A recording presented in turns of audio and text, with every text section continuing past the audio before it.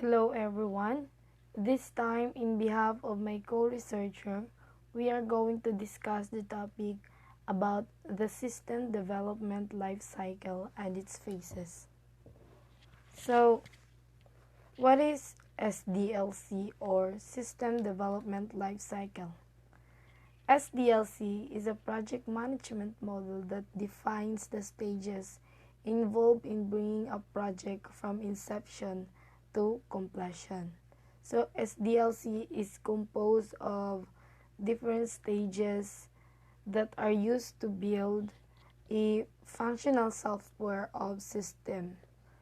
So it means SDLC is very helpful if you have the goal or you want to reach the system requirement or expectation of your capstone. So what are the phases or what are the different phases, stages, or steps of SDLC? So first, preliminary investigation, which assesses feasibility and practicality of system. And the second one is system analysis, which study old system and identify new requirements, define system from user's view. So the other one is system design, design new or alternative system, define system from technical view. So the other one is system development, new hardware and software is required, developed and tested. The other one is system implementation, system installation and training, the system operation and maintenance, daily operation, periodic evaluation, and updating. So the first one, before we go to the first phase, this figure shows the flow or the process of SDLC. So the phase number 1 is preliminary investigation, in which determine if a new system is needed. So these are the 3 primary tasks of preliminary investigation. First, define the problem. So by observation and interview, determine what information is needed by whom, when, where, and why. So in preliminary investigation, all you need to do is to plan if what are you going to do to achieve the whole proposed system. So the purpose of the preliminary investigation is to determine whether the problem of deficiency in the current really exists. So if there are any problems, suggest alternative solutions and prepare a short report in preliminary investigation. So the phase number 2 is the system analysis. So in-depth study of the existing system to determine what the new system should do. So it expands on data gathered in phase 1. So you need to be familiar with your function, features, and processes that are needed in your capstone project, because it will help you to finalize of what you are going to do or what are your ways in building your capstone project. So in addition to observation and interviews, examine formal lines of authority or organization chart, standard operating procedures, how information flows, reasons for any inefficiencies. So there are tools that are need to be used in system analysis. So first thing is the checklist, which the list of questions. So second one is the top-down analysis. Start with top-level components, break down into smaller parts through each successive level. So the other one is grid charts to show relationship between inputs and outputs. So system flow charts, charts flow of input data, processing, and output, which show system elements and interactions. So in system analysis, you need to have a documentation produced.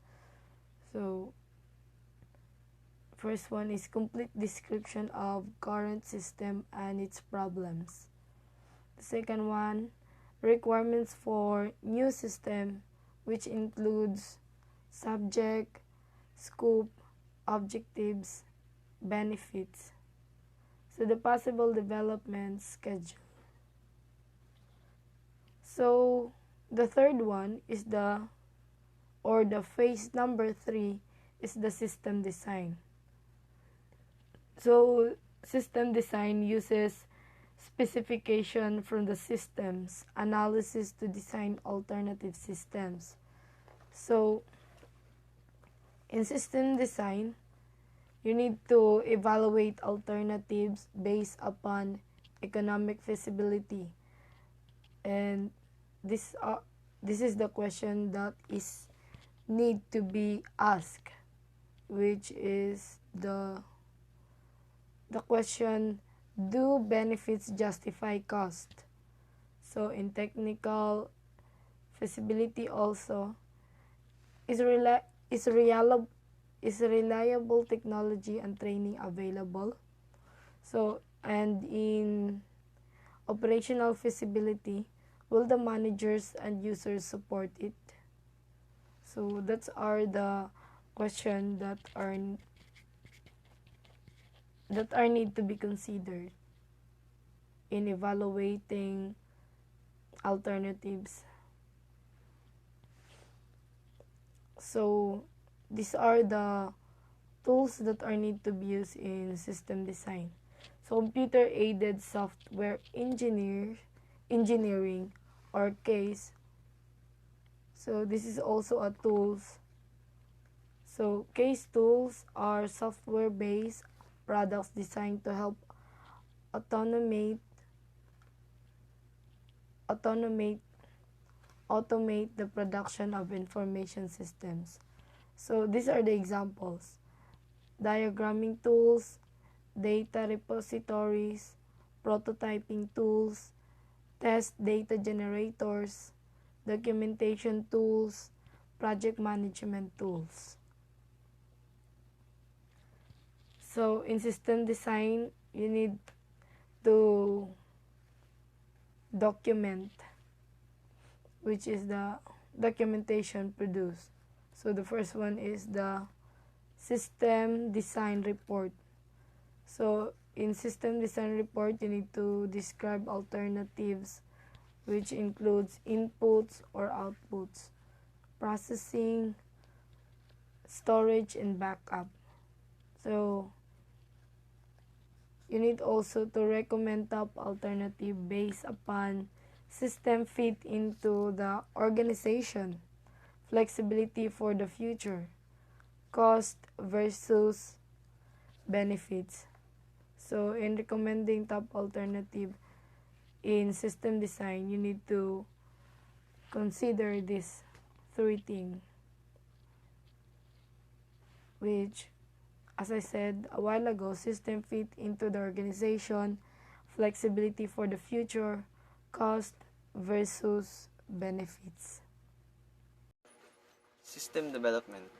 System development build the system to the design specifications. Develop the software. Purchase off-the-shelf software or write custom software. Acquire the hardware. Test the new system. Module unit test. Test each part of the system. Integration testing. Test system as one unit. Create manuals for users and operators. So this phase, we created some code to the system, and we created manuals for the users to read on how to use the systems. The next one is system implementation. Convert from old system to new system. Train users. Compile final documentation. Evaluate the new system. System implementation types of conversion. Direct, plunge, and crash approach. Entire new system completely replaces entire old system in one step. Parallel approach. Both systems are operated side by side until the new system proves itself. Pilot approach. Launch new system for only one group within the business. Once new system is operating smoothly, implementation goes company-wide. Phased or incremental approach. Individual parts of new system are gradually phased and over time, using either crash or parallel for each piece. System implementation.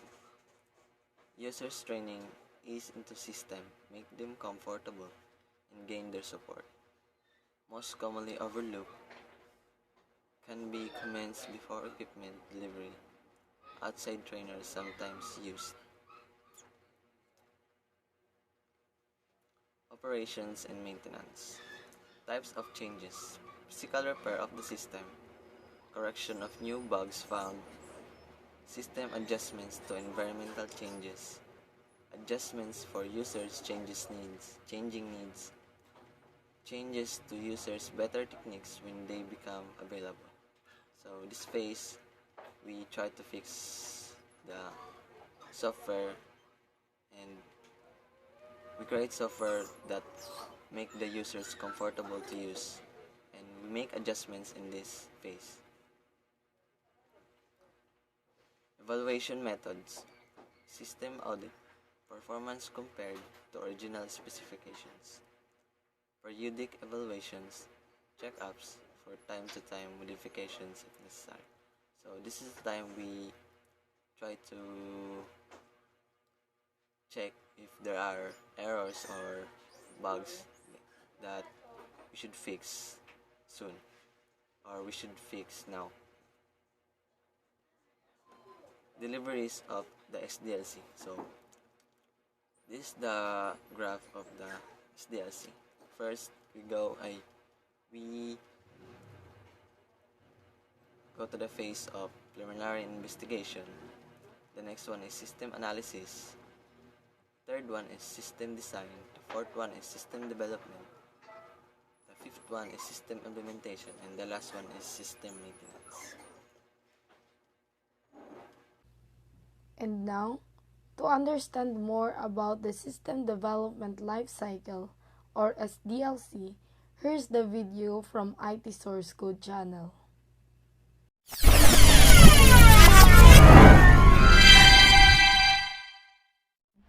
Good day mga ka-IT Source Coders! Ito po ulit si Nim at welcome back sa ating channel. So sa video po natin ngayon ay ipapaalam ko naman sa inyo kung paano gawin ang SDLC o System Development Life Cycle sa pinakamadali at pinakamabisang paraan. Now to start with, aalamin natin kung ano ang SDLC at kung saan po ito ginagamit. Ang SDLC po o System Development Life Cycle ay binubuo ng mga phases na ginagamit para makabuo o makabuild ng functional software o system. Ang ibig sabihin nito ay makakatulong ang SDLC kung ikaw ay may goal na makamit o malampasan ang mga system requirements o expectation ng iyong capstone project. Ano naman ang mga phases ng SDLC? Ang SDLC or System Development Life Cycle ay binubuo ng 7 phases o steps o stages. At ang una ay ang planning phase.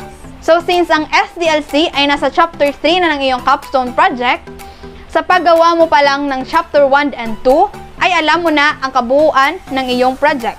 Mula sa pangalan nito na planning phase, ang mga gagawin mo lang ay ang pagplano kung ano-ano ang mga gagawin mo para ma-achieve ang kabuuan ng na-propose mong project. Kaya kailangan mo lang ma-document ang mga processes o ways na gagamitin mo para mabuo ang iyong project. At ang halimbawa ng documented plan ay ang Gantt chart. Ito ay may kumpletong sangkap na tugma para sa magiging planning phase mo. Isa itong table na may column para sa mga task at time, so it's best for your planning phase. So pagkatapos ng planning phase ay kasunod ang analysis phase. So ano naman kaya ang analysis phase?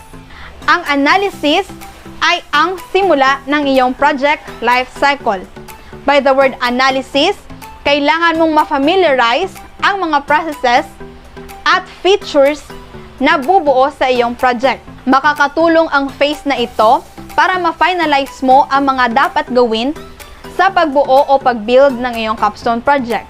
Ang paggawa ng analysis phase ay mas magiging madali kung ikaw ay may kumpletong idea o kaalaman tungkol sa magiging kabuuan ng iyong capstone project. Maaari kang kumuha ng mga ideyang ito mula sa iyong mga targeted users. And the third phase is the design phase. Ang design naman po ay ang phase kung saan bubuo ka ng blueprint para sa iyong project. It's just like building or creating the core or basis for your project. Ang mga basehan na ito ay maaaring maging illustrations o diagrams na nagre-represent sa flow ng iyong system. Example ng mga illustrations at diagrams ay ang use cases, DFD o data flow diagrams, ERD, at marami pang iba. You have to develop these diagrams para ma-express at ma-justify kung paano mag-work ang na-propose mong capstone project. And that's how the design phase works.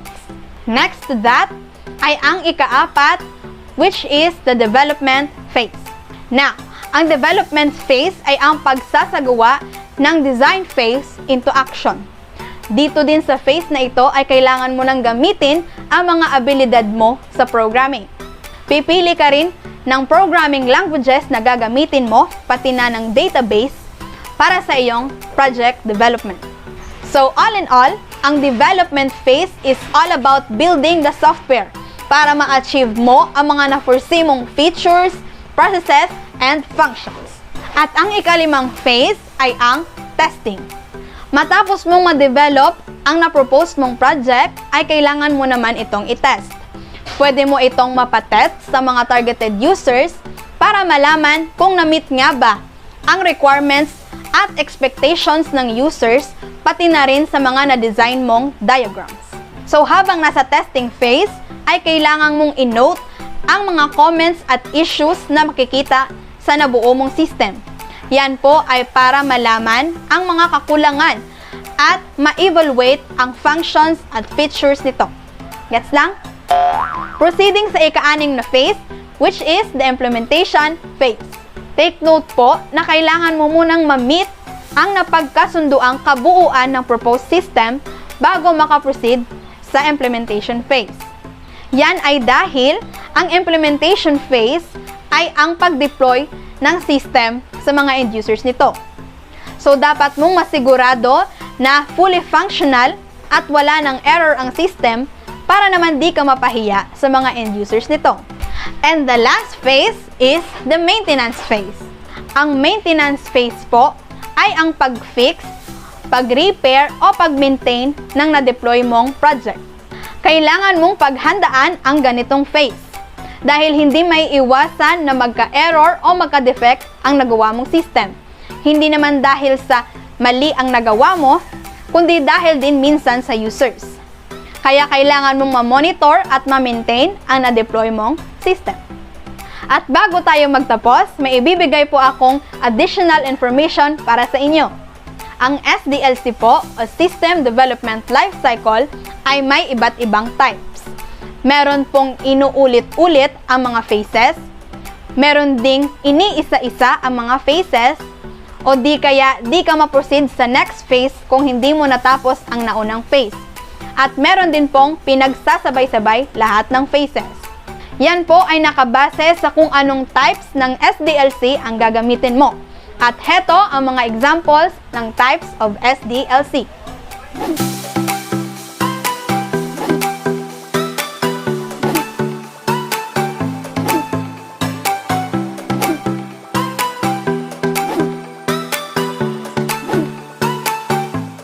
At dyan po nagtatapos ang talakayan natin ngayon. Sana po ay makatulong ang discussion natin sa paggawa ng inyong SDLC para sa inyong project. And if it does, don't forget to like and share our video para din po makatulong sa iba. Huwag din kalimutang mag-subscribe sa ating channel para sa mga panibagong updates and educational videos. Maraming salamat po and kita-kits sa ating next video!